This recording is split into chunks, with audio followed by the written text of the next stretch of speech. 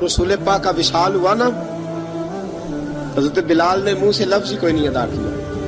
کسی نے اپنا دکھڑا کسی انداز میں سنا لے. حضرت عمر نے کہا، جس نے کہا حضور وصال کر کے گردن اڑا دوں گا.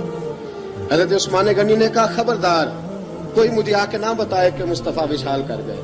حضرت علی المرتضیٰ رضی اللہ تعالیٰ عنہ نے فرمایا، نہ بھائی میرے مصطفیٰ پر تو موت آتی ہی نہیں جس طرح آپ لوگوں پہ. سب لوگوں نے اپنے اپنے اظہار کر لیے نا، بلال نے کسی کو دکھ بتایا ہی نہیں. ایک کونے میں بیٹھ کے نا حضرت بلال اکیلے آنسو بہاتے رہے، کسی کو بتایا ہی نہیں، اکیلے روئے. ایک شخص کہنے لگا، یار بلال بولتا نہیں. کہا نہ بلاؤ اسے.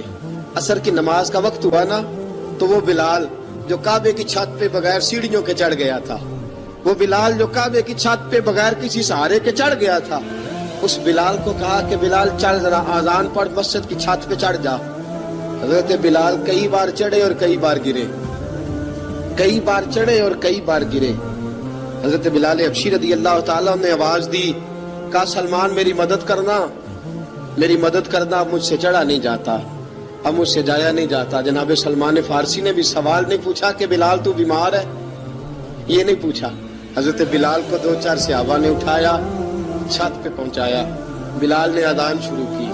جب کہا نا اللہ اکبر اللہ اکبر، وہ آواز جس میں بڑا سوز ہوتا تھا، بڑی درد، بڑی بلندی ہوتی تھی، بڑا جوش خروش ہوتا تھا، آج وہ آواز دب گئی.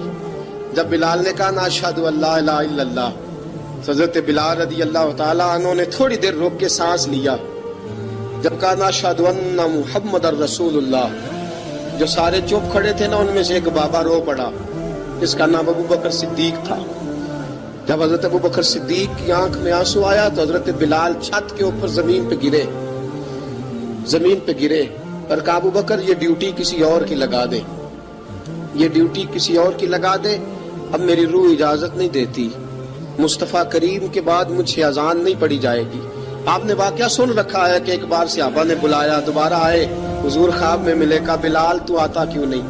بلال چھوڑ کے چلے گئے تھے. فرمایا اب میرا یہاں دل نہیں لگتا.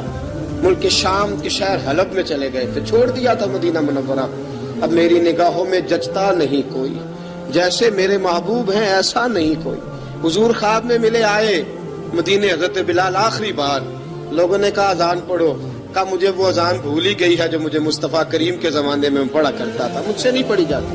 نہ مجھے کہو، میں کیسے پڑھوں؟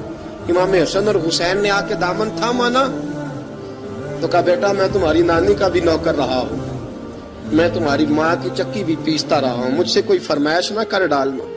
میں نے نوکری کی ہے اور مجھے اگر اللہ نے توفیق دی تو میں تمہارے بچوں کے پیر بھی دھویا کروں گا. لیکن امام حسن رضی اللہ تعالیٰ عنہ نے فرمایا بلال ایک بار تو اذان سنانی پڑے گی. سنائی بلال نے اذان.